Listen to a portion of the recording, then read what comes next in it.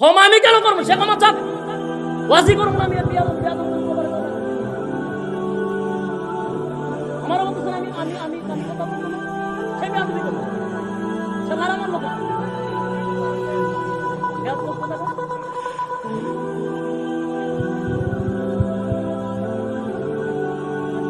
তারা আমি, সে আমার সুন্দর করে বলতো, সে আমার লারা মাইরা বলেন কথা বলে না, কেন একদম বেয়াদবি করবেন কেন?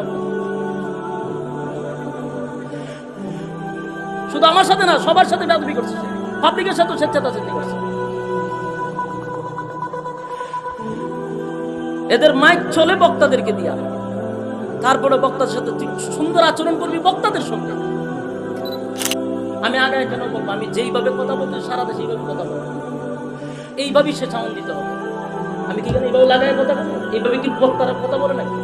এইভাবে তো গজল গায়, সঙ্গীত গায়, আমি ওয়াজ এইভাবে লাগাই করুন কেন? তার মাউথে টানতেছে না সাউন্ড, তার কথা মুখে লাগায় কথা। মুখে লাগায় কি ওয়াজ করা যায়?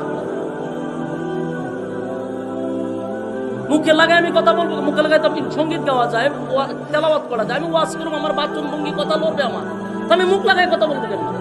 এর 500 টাকার একটা মাউথ, এর সাউন্ড টানতেছে না, এর কথা মুখে লাগায় কথা বলবে।